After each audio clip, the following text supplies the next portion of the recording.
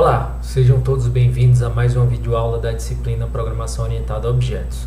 O assunto da videoaula de hoje é encapsulamento.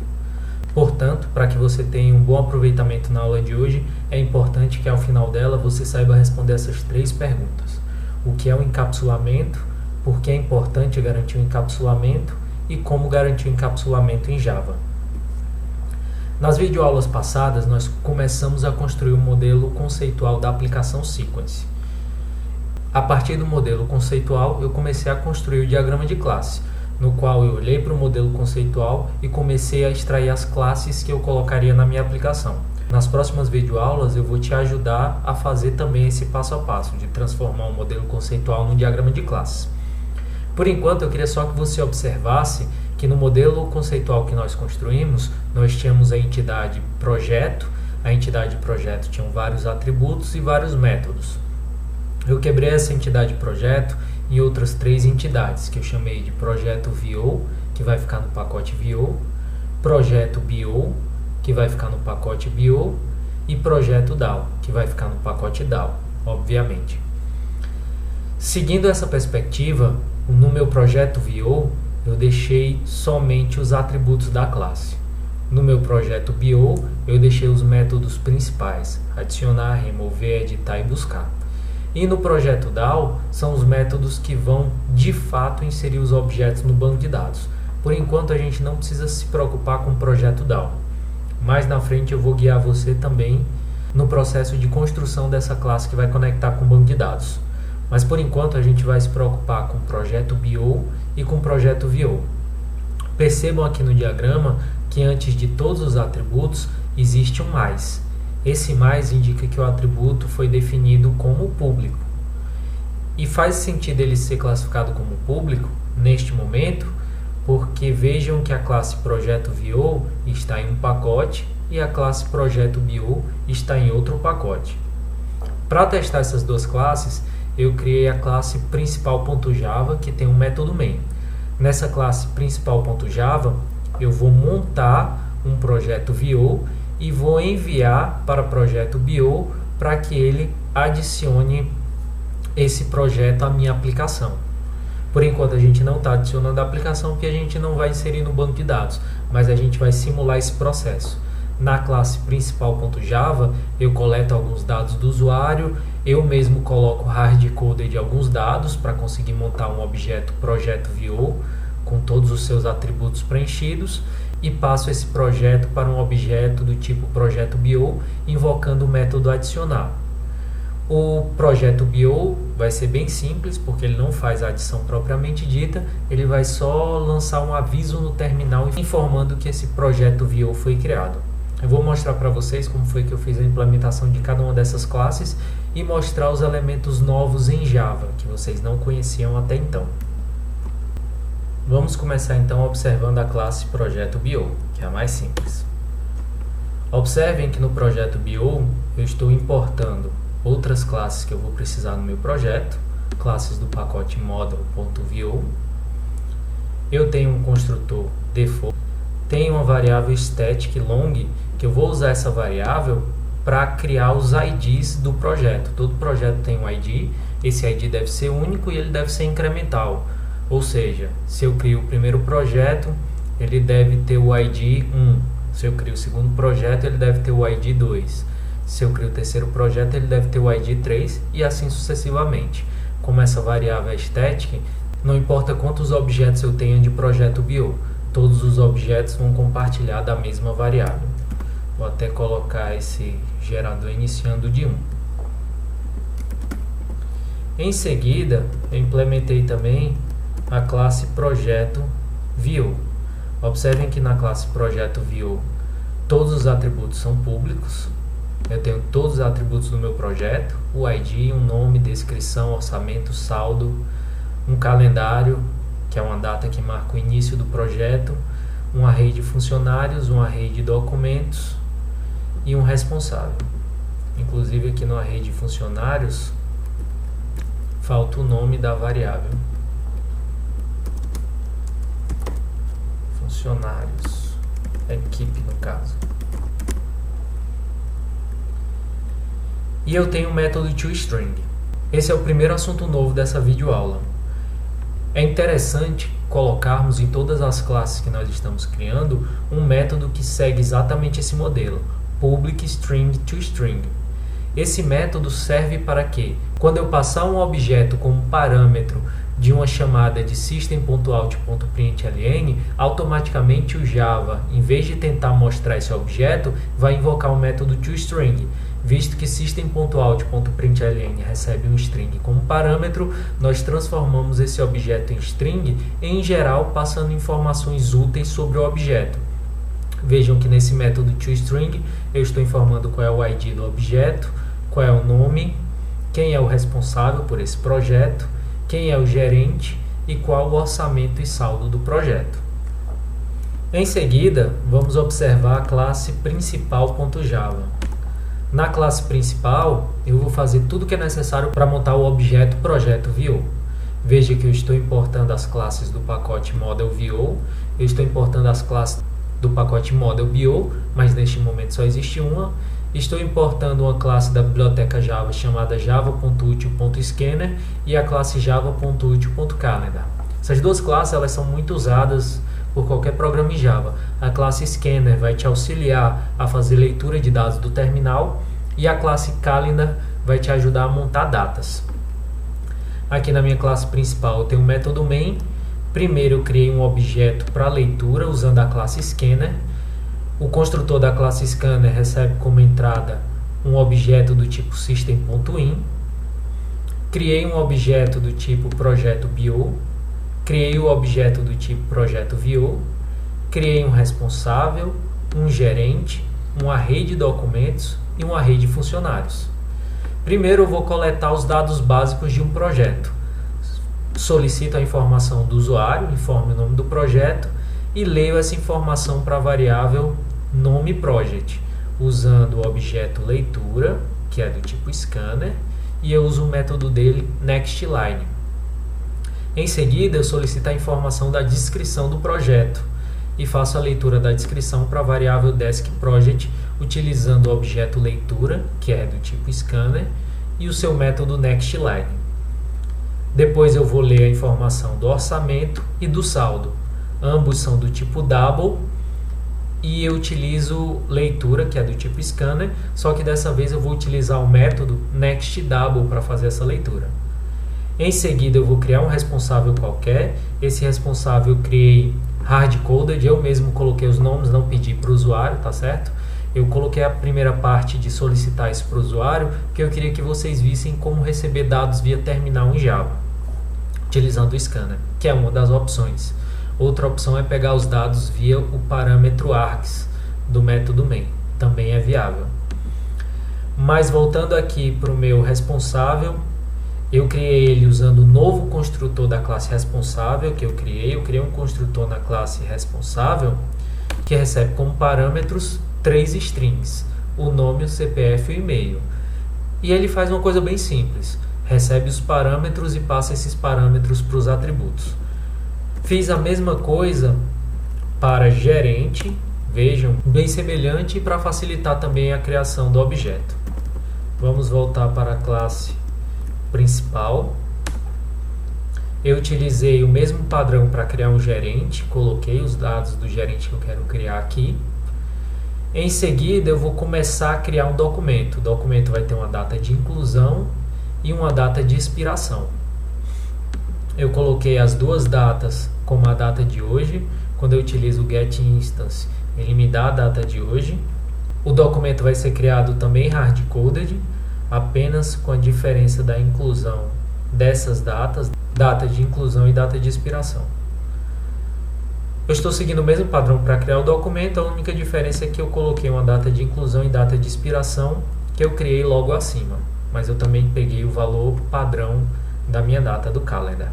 Coloquei o documento que eu acabei de criar no array de documentos, na posição 0 desse array. Criei um funcionário VO, também coloquei os dados dele aqui no código. Coloquei o salário, também coloquei os dados dele aqui no código e adicionei esse funcionário ao meu array de funcionários. Agora eu posso montar o meu objeto VO e depois enviar ele para projeto BO. Eu vou montar o meu projeto VO, utilizando os dados que eu acabei de coletar.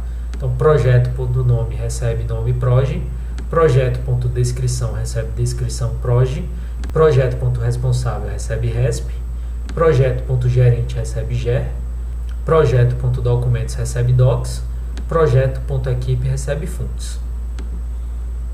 Em seguida, eu invoquei o método adicionar do meu proj BO e passei para ele o proj como parâmetro.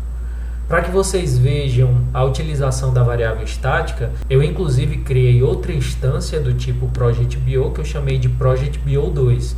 Então eu tenho dois objetos, project.bo e project.bo2, e vou criar projetos usando esses dois objetos. Para economizar linhas de código, eu estou criando o mesmo projeto várias vezes, mas como eu não estou fazendo verificações, é como se o sistema estivesse adicionando vários projetos. Só quero que vocês vejam o código do projeto e que os dois objetos diferentes estão compartilhando a mesma variável, porque é uma variável estática. Vamos abrir aqui o terminal, reduzir o tamanho desse terminal.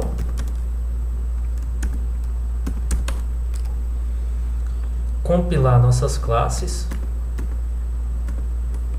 Vamos começar compilando as classes do pacote BR, Java, Feza, Gabriel, Model, Vue, *.java. Agora vamos compilar a classe do pacote BO.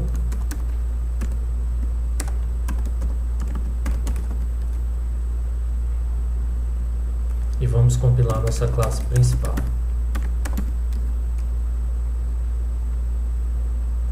Agora sim vamos executar. Para executar, eu vou pegar um pouquinho mais de espaço aqui para essa minha janela.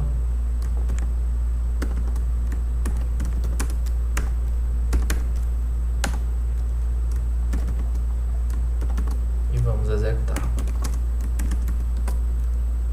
Nome do projeto. Projeto do Gabriel. Descrição: melhor projeto. Orçamento. Agora nós vamos ver os prejuízos da falta de encapsulamento e falta de proteção dos dados. Vou colocar o orçamento negativo. Errei, foi sem querer, mas coloquei. Menos 58.985.000,25. E o saldo, 25. Foram criados todos os projetos. Projeto com ID 1. O projeto com ID 2, o projeto com ID 3 e o projeto com ID 4. Todos são iguais. Foi adicionado o projeto com os seguintes parâmetros: nome, projeto do Gabriel; responsável, nome, Geraldo; CPF, e-mail, nome do gerente, CPF, e-mail, nome do responsável, e o orçamento e saldo do projeto. Orçamento negativo, saldo positivo. Isso é uma informação inconsistente. Isso significa que o seu objeto, o objeto projeto que você está tentando salvar no banco de dados, que em teoria foi salvo no banco de dados, ele é um projeto com dados inconsistentes. Um projeto com dados inconsistentes é um projeto com dados que não servem, porque os dados não fazem nenhum sentido para esse projeto. E isso aconteceu porque nós não protegemos os dados, nós não encapsulamos o nosso objeto. Justamente por conta do que você acabou de ver nesse exemplo, é extremamente importante que nós protejamos os nossos dados por meio do encapsulamento. Esse mau uso que eu simulei, ele pode acontecer por vários motivos. Em geral, os programadores que desenvolvem uma classe não são os mesmos que as utilizam. Nos projetos reais, muitas vezes as equipes são grandes. Cada desenvolvedor implementa uma parte, uma camada ou um módulo do sistema ou subsistema. E aí os desenvolvedores precisam fazer suas classes se comunicar com as outras, mas eles não sabem como essas classes funcionam internamente. Isso pode dificultar bastante o uso e gerar ocasiões em que você cria objetos com estado inconsistente. Na programação orientada a objetos, os objetos têm que ser usáveis de tal forma que você não precise saber como ele funciona internamente. Observe esse liquidificador. Minha avó, por exemplo, utiliza esse liquidificador para fazer suco todas as manhãs e ela não sabe como esse liquidificador funciona internamente. Ela não sabe que tem circuitos, que tem um motor, ela não sabe como é o funcionamento do motor. Tudo que ela precisa saber é que se ela apertar no botão 1, 2 ou 3, o liquidificador começa a girar. E quando ela aperta no botão 0, o liquidificador desliga. Na programação orientada a objetos, nós temos que produzir classes e objetos que sejam simples e fáceis de utilizar, que outros programadores possam utilizar nossas classes e objetos trocando mensagens sem saber como ela funciona internamente. Portanto, o encapsulamento é o nome pelo qual nós chamamos o mecanismo que vai colocar juntos os métodos e dados de um objeto, sendo que não é colocar junto de qualquer forma. Os dados eles vão ser controlados em relação ao nível de acesso. O conceito de encapsulamento está intimamente ligado com o conceito de information hiding, que é do inglês e significa ocultamento de informação. Pelo princípio do encapsulamento, um objeto vai esconder o seu estado, ele vai proteger, vai esconder os dados. E como ele está escondendo os dados, para que outros objetos possam visualizar esses dados ou até alterar esses dados, é necessário se comunicar por meio de mensagens, ou seja, invocando os métodos dos objetos. Você vai ver o objeto como se fosse uma caixa preta que tem os dados escondidos e eu vou ter métodos que vão manipular esses dados. E somente por meio desses métodos é que outros desenvolvedores vão conseguir manipular os dados de um certo objeto ou alterar o seu estado. O objetivo com isso é fazer com que eu possa controlar o acesso aos atributos de um objeto. Com isso, se eu obrigo que o acesso aos atributos seja por meio dos métodos, utilizando os métodos eu consigo garantir a integridade dos dados. Assim, é muito mais fácil manter e evoluir o software. As principais vantagens do encapsulamento são a proteção dos atributos de acesso não autorizado e, principalmente, evitar a inclusão de valores inconsistentes, gerando estados inconsistentes para os seus objetos. Também é importante esconder a estrutura interna porque vai ficar muito mais fácil de utilizar os objetos, já que você não precisa conhecer os seus detalhes internos, o que fará com que seja muito mais simples interagir com os diversos objetos. O encapsulamento em Java ele ocorre nas classes. No momento que eu estou desenvolvendo as classes, eu vou especificar os métodos e os dados que vão formar essa classe, vou definir os dados como privados utilizando os modificadores de acesso e vou criar métodos que vão me permitir manipular esses dados. A ideia é que uma classe em Java fique da seguinte forma: eu tenho, em geral, os meus atributos privados, a maioria deles, se não todos. Não é recomendável criar atributo público, isso é exceção. Posso ter alguns métodos privados, métodos que eu não quero fornecer para acesso externo, e vou ter uma série de métodos públicos. E esses métodos públicos, alguns deles vão fornecer acesso a cada um ou alguns desses atributos que são privados. Normalmente a classe vai funcionar como se fosse uma caixa preta. Ela pode ser usada, mas somente por meio de seus métodos públicos. Tudo que é privado fica escondido, outros programadores nem sabem que existe. E para que eu consiga fazer isso, existe um padrão, que é a utilização dos métodos get e set. Já que eu tenho que ter métodos públicos para manipular os atributos, que em geral são privados, eu vou adotar o seguinte padrão. Para cada atributo, eu vou criar dois métodos. O método void set nome do atributo, que recebe um parâmetro, e o método tipo de retorno get nome do atributo, que em geral vai retornar os valores dos meus atributos. Vamos utilizar esse padrão de método getSet para corrigir o erro da nossa classe projeto View. Vamos voltar aqui para o desenvolvimento, então vou fechar esse terminal. Vou abrir a classe projeto View. E agora eu não vou mais permitir com que sejam adicionados saldos e orçamentos negativos. Por isso eu preciso criar dois métodos para cada um desses atributos. Eu vou criar o método getOrçamento e eu vou criar o método setOrçamento. Eu vou também criar o método getSaldo e eu vou criar o método setSaldo. O método getOrçamento, ele precisa retornar o valor do orçamento. Então ele retorna um double. Ele é um double getOrçamento. E ele vai ser um método público, que eu vou acessar de outras classes, de outros pacotes. Ele não recebe parâmetros e ele é bem simples. Ele tem apenas o return orçamento. Ou, se você preferir, também vai funcionar this.orçamento. Eu não sou obrigado a usar o this nesse caso, porque não existem duas variáveis com o mesmo nome nesse escopo. Então vamos deixar só return orçamento. O método setOrçamento, ele também vai ser público, que eu preciso acessar ele fora desse pacote. Ele não vai ter retorno, void, e ele recebe um valor de orçamento para que eu possa alterar. Então ele recebe double orçamento. E a ideia é que eu faça orçamento recebe orçamento. Duas variáveis com o mesmo nome no mesmo escopo, this.orçamento. Se eu fizer o método dessa forma, apesar de eu ter o getSet, apesar de eu colocar minhas variáveis como private, aparentemente eu estou seguindo os padrões, mas eu não estou garantindo o encapsulamento, porque a garantia do encapsulamento real, ela garante a integridade dos dados, é até um sinônimo. Se alguém falar para você, lembre-se de garantir o encapsulamento, ou lembre-se de garantir a integridade dos dados, é a mesma coisa. Ele precisa que a todo momento esse objeto esteja com estados válidos. Então o estado inválido é você ter um orçamento negativo. Eu vou garantir isso durante o setOrçamento. Se orçamento maior do que 0, ok. This.orçamento recebe orçamento.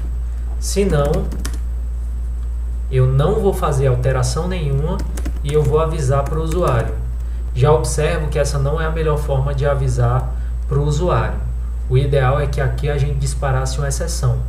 Mas nesse momento a gente vai abstrair, a gente ainda não viu o conteúdo de exceções, então vamos só disparar no terminal uma mensagem. Systemout.println valor inválido.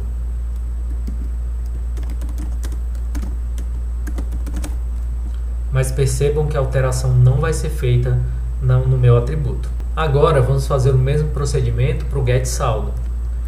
Bem simples também. Ele é public, ele retorna um saldo que é do tipo double, e a única coisa que ele faz é o return saldo.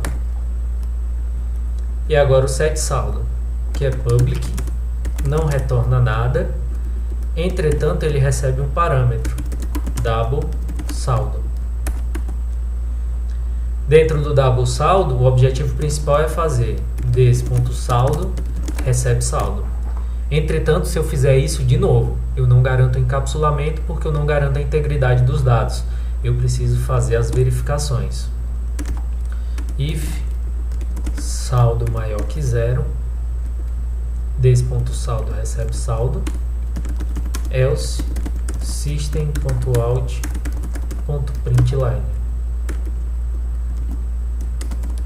valor inválido.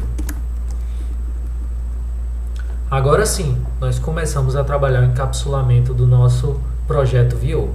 Perceba que o encapsulamento não está completo porque eu preciso seguir esse procedimento para os outros atributos. Eu só queria usar essa parte para exemplificar como ficaria o nosso código. Vamos compilar.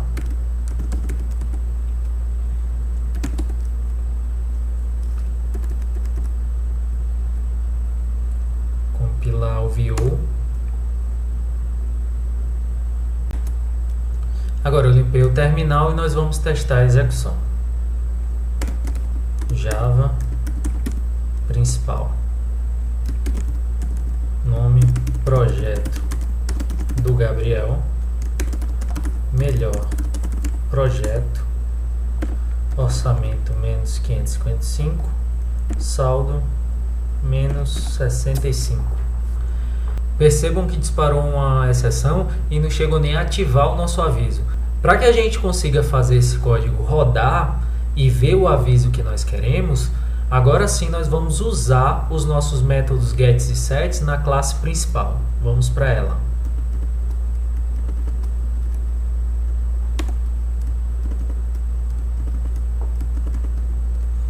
em vez de acessar diretamente o atributo tentando colocar um orçamento e um saldo, eu vou fazer isso agora por meio do meu set orçamento, e aí eu passo como parâmetro para ele o orçamento. Da mesma forma, set saldo, e eu passo como parâmetro para ele o saldo. Agora vamos salvar essa classe, compilar.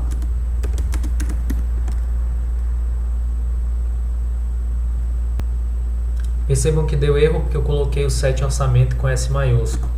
Lembre-se, o início dos nomes dos métodos são com letras minúsculas. Perfeito. Set orçamento. Vamos salvar novamente. Compilar a classe principal e executá-la novamente.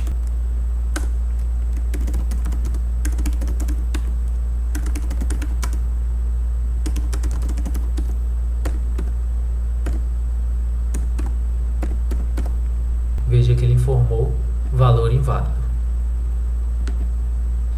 Embora os métodos gets e sets possam fornecer acesso aos atributos, qual é a razão então de eu colocar os atributos como privados, já que existem esses métodos? Por que eu não deixo logo eles públicos? Justamente pelo que vocês acabaram de ver no exemplo. Embora exista um método que vai fornecer o acesso para esse atributo, o método vai controlar a forma como esse atributo é acessado. Dessa forma, eu vou conseguir criar programas que são mais seguros e confiáveis. A grande dica é: nem sempre é necessário criar um método setGet para todos os atributos, mas na maioria das vezes nós vamos criar para a maioria deles. Você deve implementar esses métodos somente quando fizerem sentido para a sua classe e para o seu objeto. Com isso, você já tem bastante material para evoluir no desenvolvimento do projeto. Na próxima videoaula eu vou trabalhar com vocês os relacionamentos entre classes, e à medida que a gente começar a conhecer os relacionamentos entre classes, eu vou também começar a mostrar para vocês como é que a gente vai sair do modelo conceitual para um diagrama de classes mais completo como o que eu mostrei na aula de hoje. Até a próxima videoaula.